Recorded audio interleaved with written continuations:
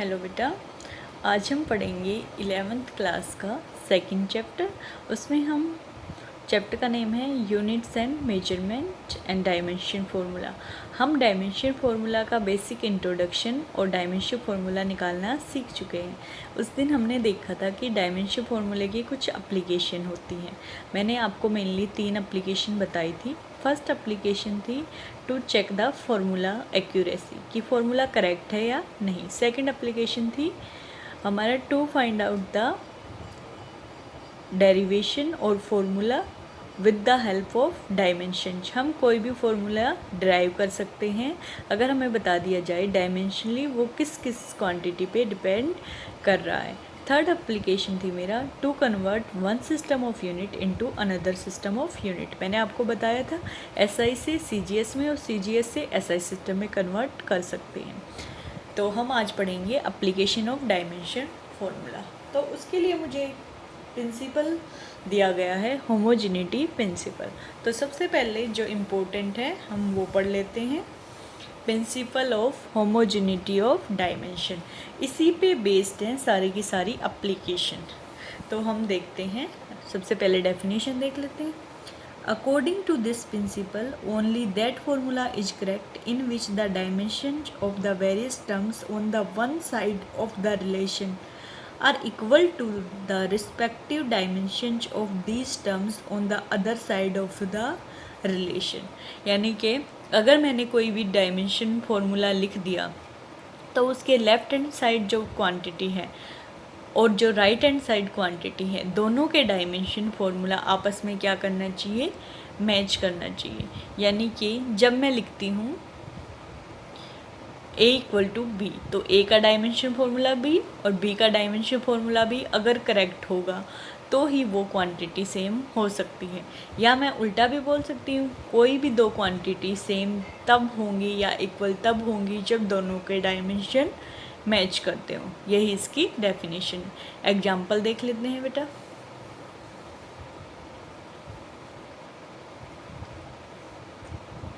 देखिए आपका first example है v square minus u square equal to 2as। ये हमारी वैसे जो हम लॉज ऑफ मोशन में मेन इक्वेशन पढ़ते हैं उसी पे बेस्ड इक्वेशन है। ये इक्वेशन आपको याद भी होनी चाहिए, लेकिन अगर क्वेश्चन आता है एग्जाम में तो हमें निकाल के दिखाना पड़ेगा डायमेंशन की हेल्प से कैसे ये फॉर्मूला सही है। V square minus u square equal to 2as। मुझे पता है ये फॉर्मूला मेरे पास क्या है, करेक्ट है। तो सबसे पहले मैं क्या करूँगी, लेफ्ट हैंड साइड के डायमेंशन चेक करूँगी, फिर राइट हैंड साइड के डायमेंशन चेक करूँगी। अगर दोनों के डायमेंशन आपस में मैच कर रहे हैं तो मेरा डायमेंशन फॉर्मूला क्या आ जाएगा, करेक्ट। तो अभी मान लीजिए मुझे नहीं पता ये फॉर्मूला करेक्ट है या नहीं, सिर्फ मेरे पास एक फॉर्मूला लिख दिया v square minus u square equal to 2as। मुझे चेक करना है कि ये करेक्ट है या नहीं, या प्रिंसिपल ऑफ होमोजेनिटी इस पे लागू हो रहा है या नहीं। तो देखो सबसे पहले मैंने क्या लिखा, लेफ्ट हैंड साइड लिख दी v square minus u square. अब बेटा एक बात और याद रखनी है, v क्या है यहाँ पे, वेलोसिटी, u क्या है, velocity, v final velocity, u क्या है, इनिशियल वेलोसिटी। मैं किसी भी दो क्वांटिटी को अगर सब्ट्रैक्ट या ऐड करती हूँ तो वो दोनों क्वांटिटी हमेशा नेचर में कैसी होती है, सेम होती है। क्या, जैसे अगर हम पानी को ही देख रहे हैं कि मेरे पास टोटल 1.5 लीटर वाटर है, तो मैं क्या करूँगी, यानी कि एक जो मेरा बाउल था उसमें कितना 1 लीटर, दूसरे में क्या है 1/2 लीटर। मैं पानी और दूध को तो मिक्स नहीं करूँगी, अगर मुझे रिजल्ट में भी पानी ही चाहिए तो मैं क्या करूँगी, सेम क्वांटिटी को ही ऐड करूँगी। तो मुझे दोनों बाउल में क्या चाहिए, पानी ही चाहिए। तो यहाँ पे एडिशन या सब्ट्रैक्शन जब भी होगा तो मेरा क्वांटिटी क्या होंगी, सेम। मल्टीप्लाई और डिवाइड में डिफरेंट क्वांटिटी हो सकती हैं, लेकिन एडिशन और सब्ट्रैक्शन में हमेशा क्वांटिटी कैसी होती हैं, सेम रहती हैं। तो देखो v क्या है, फाइनल वेलोसिटी, u क्या है, वेलोसिटी, इनिशियल वेलोसिटी। हमें डायमेंशन फार्मूला, कल मैंने कहा था एप्लीकेशन हम तभी लगा सकते हैं जब हमारे डायमेंशन फार्मूला आते हैं, इसलिए मैंने 20-25 फिजिकल क्वांटिटी के डायमेंशन फार्मूला और यूनिट निकालने आपको लास्ट लेक्चर में सिखा दिए थे। अगर आपको कोई डाउट है तो आप फिर से वो वीडियो देख सकते हैं। अब मैं डायमेंशन फॉर्मूला लिखती हूँ वेलोसिटी का। क्या था, LT-1। मैंने ब्रैकेट के अंदर क्या लिखा, LT-1। स्केयर है तो यहाँ भी स्केयर, माइनस LT-1, स्केयर है तो स्केयर। अब देखो, अगर मैं पानी में से पानी घटाऊंगी तो मुझे क्या मिलेगा, पानी। पानी में से पानी ऐड करूँगी तो मुझे क्या मिलेगा, पानी। यहाँ तो हम डायमेंशन फॉर्मूला देख रहे हैं, तो उसके डायमेंशन तो चेंज नहीं होते, पानी की प्रॉपर्टी तो चेंज नहीं होती। चाहे तुम 4 लीटर ले लो पानी, चाहे तुम 5 लीटर ले लो या 10 लीटर ले लो, क्या पानी में ज़्यादा पानी ऐड करने से उसका कलर चेंज हो जाता है? हम इम्प्योरिटी नहीं देखेंगे कि हमने कलर मिला दिया, या एक पानी ख़राब था या एक पानी प्योर था। हम सिर्फ उसकी बेसिक प्रॉपर्टी देख रहे हैं जो एक्चुअल में होती है। तो पानी को पानी में मिलाएंगे तो पानी ही रहेगा। इसी तरीके से हम वेलोसिटी को वेलोसिटी में मिलाएंगे तो डायमेंशन फॉर्मूला क्या रहेगा, सेम। तो यहाँ पे स्केयर था तो L square T-2 minus L square T-2। अब मैं डायमेंशन में से सेम डायमेंशन घटाऊंगी तो मुझे सेम ही तो क्वांटिटी मिलेगी, फिजिकल क्वांटिटी। यानी कि मैंने वेलोसिटी स्केयर में से वेलोसिटी स्केयर घटाया तो मेरे पास वेलोसिटी स्केयर के ही डायमेंशन बचने चाहिए। और वेलोसिटी स्केयर का डायमेंशन क्या था, L स्केयर T-2, क्योंकि LT-1 होता है, उसका स्केयर करेंगे तो क्या आ जाएगा, L स्केयर T-2। ये तो आगे मेरे पास लेफ्ट हैंड साइड, इसको मैं लिख सकती हूँ इक्वेशन नंबर 1 डाल सकती हूँ। अब हम नेक्स्ट देखेंगे right hand side. Right hand side मेरे पास क्या है, 2AS। यहाँ पे A एक्सेलेरेशन है, S क्या है, डिस्टेंस है।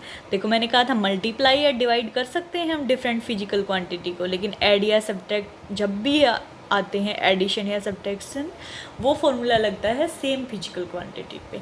तो यहाँ पे 2 न्यूमेरिकल वैल्यू है, कांस्टेंट है। हमने पढ़ा था जो नंबर होते हैं वे डायमेंशन लेस कांस्टेंट होते हैं। नंबर कैसी कैटेगरी में आता है फिजिकल क्वांटिटी में, डायमेंशन लेस कांस्टेंट, यानी कि M0 L0 T0। नहीं भी लिखूंगी तो कोई फ़र्क नहीं पड़ेगा, 0। अब A एक्सेलेरेशन, एक्सेलेरेशन क्या था, वेलोसिटी अपॉन टाइम। वेलोसिटी हमने ऊपर पढ़ा LT-1 अपॉन T से भाग करूँगी LT-2। एक्सेलेरेशन क्या आ गया, LT-2। और S क्या है, डिस्टेंस। डिस्टेंस को किससे निकालते हैं, L से, यानी कि लेंथ में मेजर करते हैं तो L निकालूंगी, मल्टीप्लाई करूँगी तो क्या आ जाएगा, L स्केयर T-2। मल्टीप्लाई में इनकी पावर ऐड हो जाती है, और अगर डिवाइड होता है तो पावर क्या हो जाती है, सब्ट्रैक्ट हो जाती है। डिवाइड में पावर सब्ट्रैक्ट होती है, मल्टीप्लाई में पावर ऐड होती है, और एडिशन और सब्ट्रैक्शन में पावर सेम रहती है, कोई चेंज नहीं आता। तो ये मेरे पास इक्वेशन नंबर क्या आ गई, मैंने मान लिया 2 आ गई। ये मेरी लेफ्ट हैंड साइड इक्वेशन 1 है, राइट हैंड साइड 2 है। मैं देख लूँगी लेफ्ट हैंड साइड और राइट हैंड साइड इक्वल है या नहीं। देखो डायमेंशन ही left hand side L square T-2 है, right hand side L square T-2 है। तो मैं कह सकती हूँ from equation 1 and 2 left hand side is equal to right hand side. मेरी लेफ्ट हैंड साइड किसके इक्वल है, राइट हैंड साइड के। इसका मतलब फॉर्मूला इज डायमेंशनली करेक्ट, यानी कि मेरा जो फॉर्मूला है वो डायमेंशनली कैसा आ गया, करेक्ट हो गया। यही प्रिंसिपल ऑफ होमोजेनिटी है कि अगर मुझे कोई भी इक्वेशन दे रखी है तो उसकी लेफ्ट हैंड साइड और राइट हैंड साइड तभी इक्वल होगी जब वो फॉर्मूला सही होगा, और फॉर्मूला सही होगा तो उसके डायमेंशन मैच करने चाहिए। लेफ्ट हैंड साइड और राइट हैंड साइड दोनों के डायमेंशन सेम होंगे, तभी हम प्रिंसिपल ऑफ होमोजेनिटी कहेंगे वो फॉलो कर रहा है। होमोजेनिटी का मतलब ही क्या है, एक समान, एक ही वैल्यू लेफ्ट हैंड साइड लिखी हुई है, एक ही वैल्यू राइट हैंड साइड। यानी कि कोई भी फॉर्मूला करेक्ट तभी माना जाता है जब वो डायमेंशनली क्या हो, सेम हो। अब बेटा हम इसकी पढ़ लेते हैं एप्लीकेशन। देखो फर्स्ट एप्लीकेशन है मेरे पास, conversion of one system of unit into another. एक सिस्टम ऑफ यूनिट को किस में कन्वर्ट कर रहे हैं, दूसरे सिस्टम ऑफ, यानी कि SI को CGS में और CGS को SI सिस्टम में कन्वर्ट करते हैं। तो देखते हैं बेटा, एक फॉर्मूला निकाल लेते हैं। This is based on the fact that magnitude of A physical quantity remains the same what ever be the system of its measurement. यानी कि अगर मेरे पास कोई भी फिजिकल क्वांटिटी दे रखी है, उसे मैं चाहे SI सिस्टम में लिखूं या फिर मैं CGS सिस्टम में या फुट पाउंड MKS सिस्टम में या FVS सिस्टम में कहीं भी लिखूं, उसकी जो मैग्नीट्यूड की वैल्यू है वो हमेशा क्या रहती है, सेम रहती है। तो देखो बेटा, अगर मैं तुम्हें बोलूँ कि मैं 2 किलोमीटर घूम के आ रही हूँ, और फिर मैं तुम्हें बोलूँ मैं 2000 मीटर घूम के आ रही हूँ, तो यूनिट तो पीछे चेंज है। एक बार क्या है, किलोमीटर, एक बार क्या है, मीटर, और आगे न्यूमेरिकल वैल्यू क्या है, एक बार 2 था और एक बार क्या था, 2000। यानी कि देखो न्यूमेरिकली तो वो अलग अलग हैं, लेकिन अगर मैं पूरी वैल्यू देखूं 2 किलोमीटर और 2000 मीटर, क्या ये सेम नहीं है? आपको पता है 1 किलोमीटर में कितने मीटर होते हैं? 1000 मीटर। 1000 मीटर मतलब 10⁻³ मीटर। मल्टीप्लाई करूँगी 2 से तो मेरे पास क्या आ गया? 2000 मीटर। यानी कि मेरे पास कोई भी फिजिकल क्वांटिटी है, मैं उसको किसी भी डिफरेंट सिस्टम ऑफ यूनिट में रखूँ, उसका टोटल ओवरऑल मैग्नीट्यूड क्या रहता है? सेम रहता है।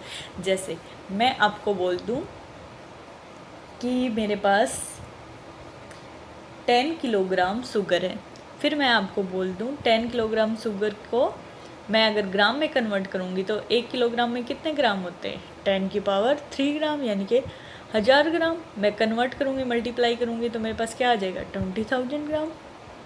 तो क्या मेरे पास वैल्यू सेम रहेगी? बिल्कुल रहेंगी।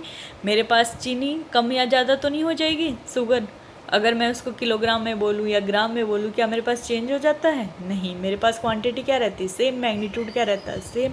इसीलिए हमने लिख दिया एक formula Q = N1U1 = N2U2। Q क्या है? मेरे पास कोई भी फिजिकल क्वांटिटी, जैसे मैंने वाटर लिया था, मिल्क लिया था, और मैंने लेंथ ली थी कि मैं इतने किलोमीटर दौड़ के आई, और मैंने चीनी ली कि मेरे पास इतने किलोग्राम या इतने ग्राम है, =N1U1 = N2U1।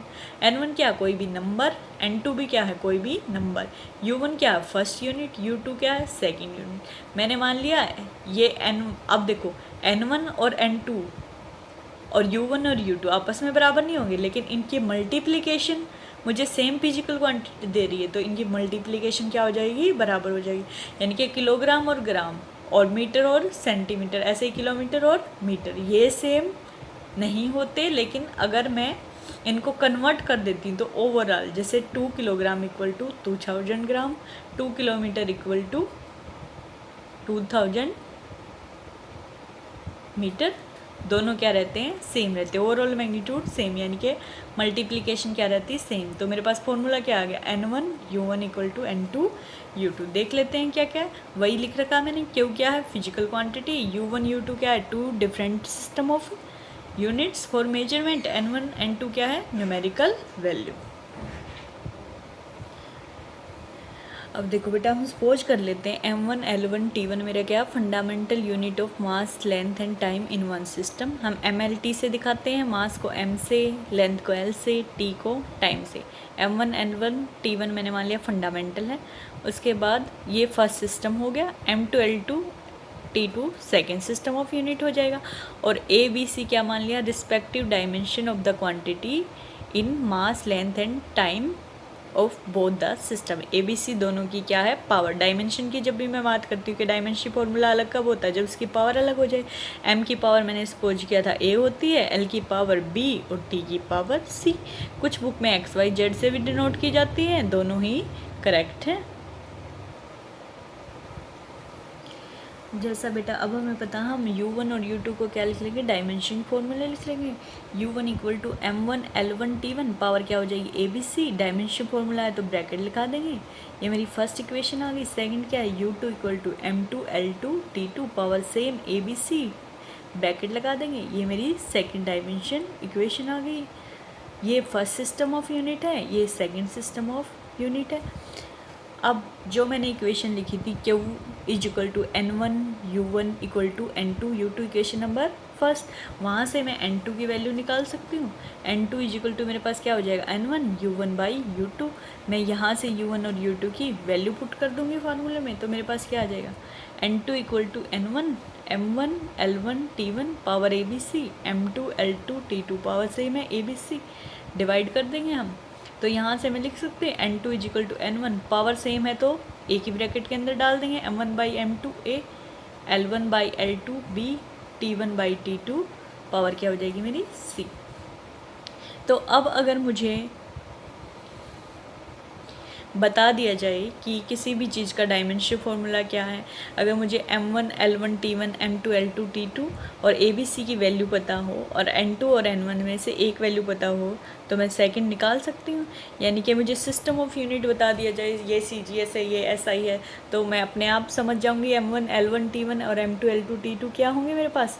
और जो भी मेरे पास फिजिकल क्वांटिटी है उससे मुझे ABC यानी कि डायमेंशन की वैल्यू पता चल जाएगी, और N2 और N1 में से एक चीज़ निकालनी होगी और दूसरी चीज़ गिवन होगी। N2 मेरा सेकंड सिस्टम ऑफ यूनिट था। अगर सेकंड में कन्वर्ट करना है तो फर्स्ट गिवन होगी, और फर्स्ट में कन्वर्ट करना है तो सेकंड गिवन होगी। तो मेरे पास जो ये मेन फॉर्मूला याद रखना है मुझे, N2 equal to N1 M1 by M2 power A, L1 by L2 power B, T1 by T2 power C। इस फॉर्मूले की हेल्प से मैं एक सिस्टम ऑफ यूनिट दी है तो सेकेंड सिस्टम ऑफ यूनिट निकाल सकती हूँ। एग्जाम्पल देख लेते हैं बेटा। मेरे पास क्वेश्चन दे रखा, कन्वर्ट 1 न्यूटन इनटू डाइन। मुझे न्यूटन को डाइन में कन्वर्ट करना है, तो यानी कि एक सिस्टम ऑफ यूनिट को दूसरे सिस्टम ऑफ यूनिट में कन्वर्ट करना है। तो मुझे डायमेंशन फॉर्मूले की हेल्प से पता है मैं कन्वर्ट कर सकती हूँ। हम इस पर फॉर्मूला दिखा देंगे और निकाल के दिखा देंगे। सबसे पहले मुझे पता होना चाहिए कि न्यूटन किसकी यूनिट है, और SI यूनिट इसमें से कौन सी है, और CGS यूनिट। न्यूटन मेरी SI यूनिट है और डाइन मेरी CGS यूनिट है। और न्यूटन किसके लिए होता है, हम बोलते हैं 5 न्यूटन, 10 न्यूटन, 12 न्यूटन, 85 न्यूटन। किसके लिए यूज करते हैं, फोर्स के लिए। जब हम एक्सटर्नल फोर्स या इंटरनल जो भी फोर्स हमारा होता है, किसी भी तरीके का फोर्स, उसकी वैल्यू क्या होती है, यूनिट क्या होती है, न्यूटन। तो न्यूटन को हमें किस में कन्वर्ट करना है, डाइन में, यानी कि SI सिस्टम गिवन है, और किस में कन्वर्ट करना है, CGS में। N1 की वैल्यू यहाँ पे क्या दे रखी है, 1 न्यूटन है, यानी कि N1 U1 क्या हो गया मेरा, न्यूटन। N1 क्या हो गया, 1। यहाँ पे CGS इनटू डाइन में N2 क्या होगा, क्वेश्चन मार्क निकालना है, और डाइन क्या होगा मेरा, सिस्टम ऑफ यूनिट। लिख लेते हैं बेटा। N क्या है, SI unit of force, dyne क्या है, CGS यूनिट ऑफ फोर्स। अब हमें पता होना चाहिए फोर्स का डायमेंशनल फॉर्मूला। पहले आपको बताया था हम एप्लीकेशन तभी यूज कर पाएंगे जब हम क्या जानते हो, उसका डायमेंशन फॉर्मूला। हम लिख देंगे फोर्स की डायमेंशन इक्वेशन। फोर्स F किससे डिनोट करते थे, F से डिनोट करते थे। क्या हो जाएगा फॉर्मूला, MLT-2 लिख दिया मैंने, MLT-2। M जब भी मैं बोलती हूँ इसका मतलब उसका पावर क्या है, 1 पावर हम मेंशन नहीं करते हैं, डायरेक्ट भी लिख देते हैं। यहाँ पे पावर क्या होगी, 1। किसी भी फिजिकल क्वांटिटी का जनरल फॉर्मूला क्या होता था यहाँ पे, Q इक्वल टू M की पावर A, L की पावर B, T की पावर C। इक्वेट करके मुझे पास ABC की वैल्यू आ जाएगी। A equal to 1, B equal to 1, C equal to क्या हो गया मेरा, -2। अब हमें सिस्टम ऑफ यूनिट में कन्वर्ट करना है, SI को CGS में। मैं लिख लेती हूँ। यहाँ पे M1 क्या हो जाएगा, 1 किलोग्राम, L1 क्या हो जाएगा, 1 मीटर, T1 क्या हो जाएगा, 1 सेकेंड। ये SI यूनिट है। मास क्या होता है, किलोग्राम, लेंथ क्या होती है, मीटर, टाइम क्या होता है, सेकेंड। अब मैं CGS देख लेती हूँ। M2 मास क्या होता है, ग्राम, लेंथ किस में होती है, सेंटीमीटर में, टाइम किस में होता है, सेकेंड में। N1 मेरे पास गिवन है, 1 न्यूटन था, तो यानी कि N1 की वैल्यू मेरे पास क्या थी, N1 U1 भी लिखेंगे इसके साथ में। N1 U1 की वैल्यू मेरे पास कितनी थी बेटा, 1 न्यूटन। तो यहाँ से मेरे पास N1 की वैल्यू मैं निकाल सकती हूँ। N1 की वैल्यू मेरे पास कितनी आ गई, 1, और N2 मुझे निकालना है। N2 इक्वल टू क्या आ गया मेरा, N1 M1 by M2 A, L1 by L2 B, T1 by T2 C।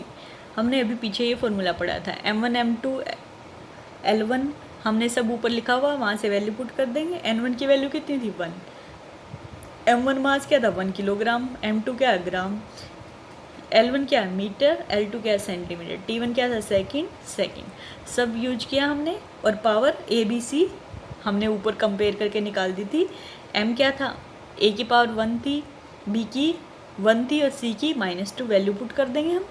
यहाँ पे देखो, यूनिट से यूनिट कैंसिल होने के लिए सेम होनी चाहिए। 1 सेकंड से 1 सेकंड कैंसिल होकर क्या आ गया, 1। लेकिन ये किलोग्राम को ग्राम से कैंसिल नहीं कर सकते, मीटर को सेंटीमीटर से नहीं कर सकते।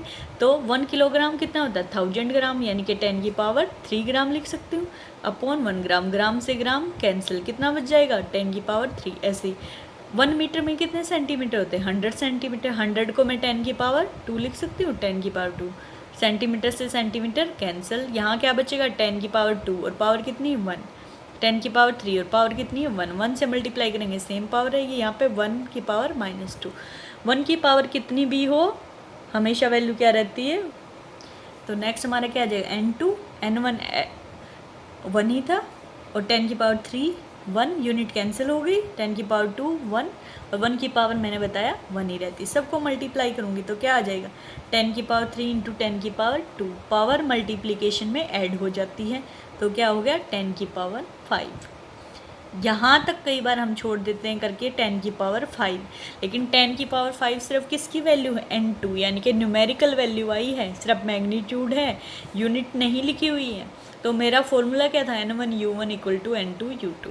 हम क्या लिखेंगे, 1 newton equal to 10 raise to power 5 dyne. अगर मैं लिख दिया n2 10 की पावर 5, इसकी कोई वैल्यू नहीं है जब तक मैं इसे फॉर्मूले में पुट नहीं करूँगी। तो 1 न्यूटन में कितने डाइन होते हैं, 10 की पावर 5 डाइन। ये अगर 1 नंबर में आता है तो आप डायरेक्ट फिल कर सकते हैं, आपको याद होना चाहिए। 3 नंबर में आता है तो हम निकाल के दिखाएंगे पूरा फॉर्मूला लिख के, तो आपको याद होना चाहिए। एग्ज़ाम में 2 ही, वैसे 2 से ज़्यादा आ सकते हैं, लेकिन ज़्यादातर जो पूछे जाते हैं मोस्ट इम्पोर्टेंट वो या तो फोर्स के लिए पूछे जाते हैं या एनर्जी के लिए। यानी कि 1 जूल को कन्वर्ट करना होता है अर्ज में, 1 जूल होता है 10 रेज़ टू पावर 7 अर्ज। जूल एनर्जी की एसआई यूनिट होती है और अर्ज एनर्जी की सीजीएस यूनिट होती है। तो आपको अब 1 न्यूटन या 1 जूल के बजाय 10 न्यूटन, 50 न्यूटन, 85, 73 कुछ भी वैल्यू n1 की गिवन हो सकती है, वो आगे मल्टीप्लाई में आ जाएगी।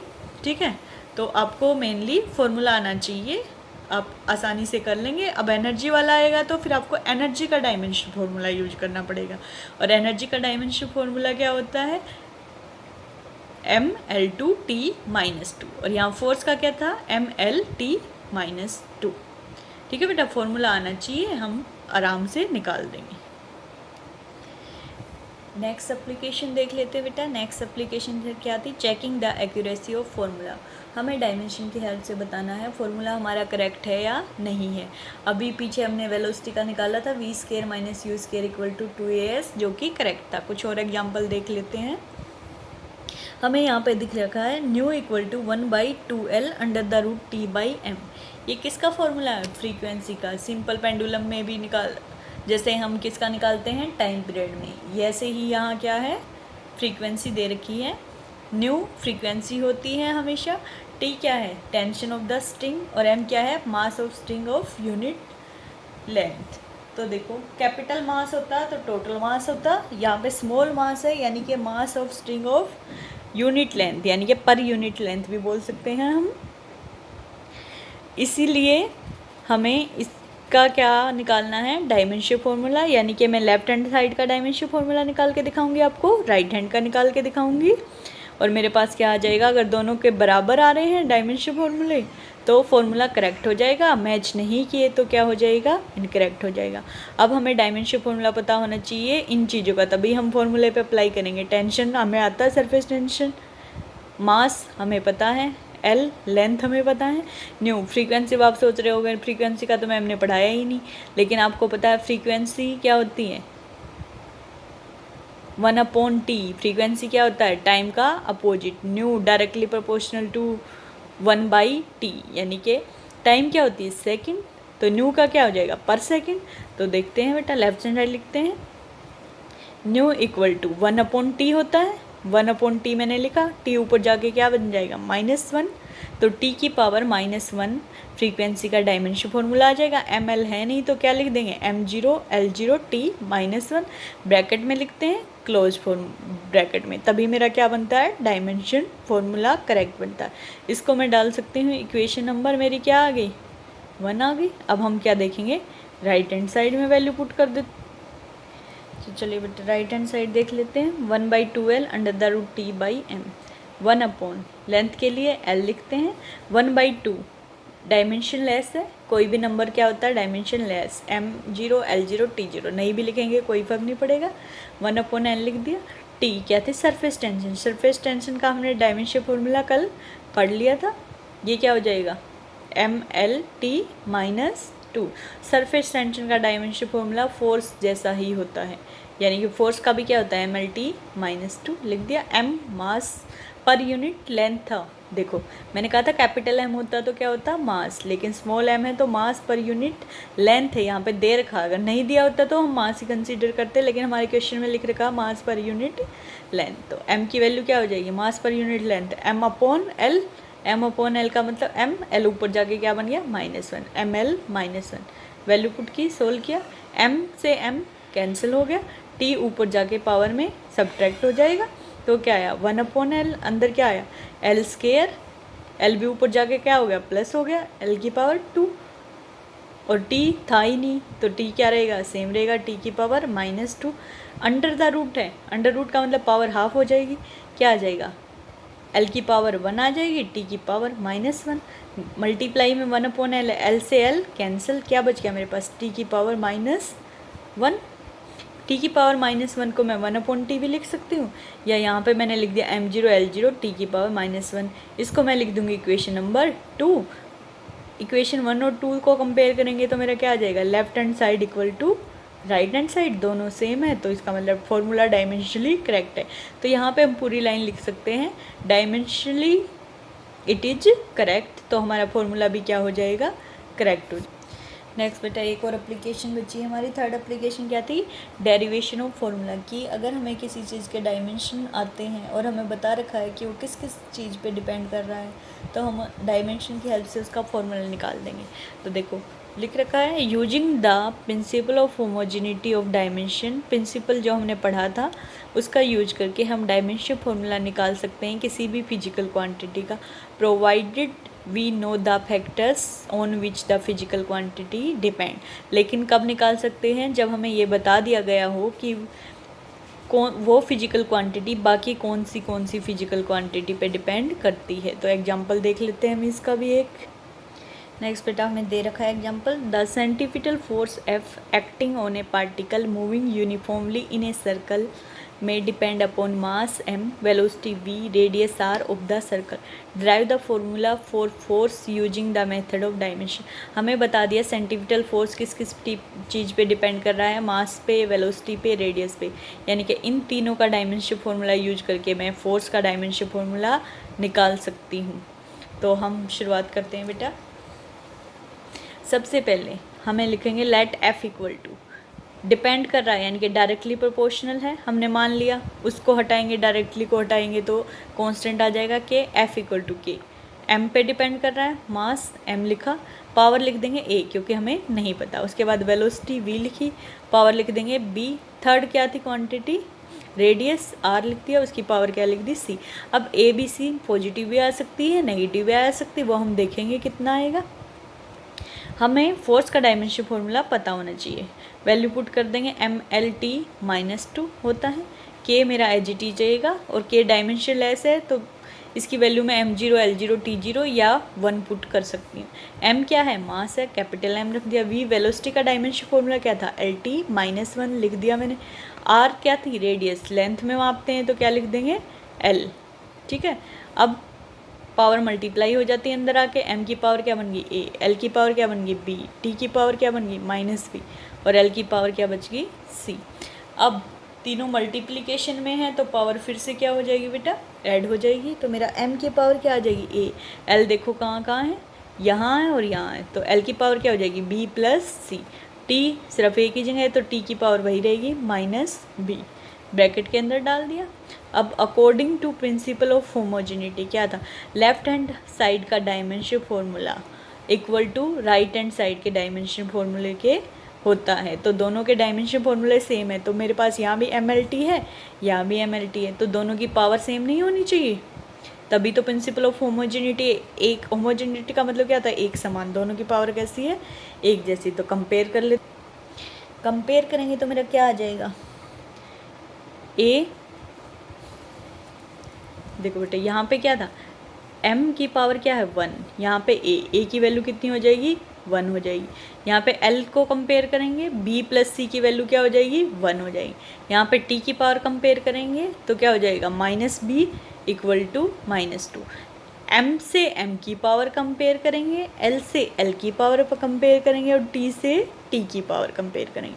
तो मैंने लिख दिया मेरी तीनों वैल्यू, ए की वैल्यू 1, बी प्लस सी 1 और minus B equal to -2। Minus से माइनस कैंसिल हो गया, बी की वैल्यू क्या आ गई 2, ए की वैल्यू क्या आ गई 1। ये बी प्लस सी है, मुझे बी पता चल गया, 2 पुट कर दूंगी, 2 प्लस सी इक्वल टू 1।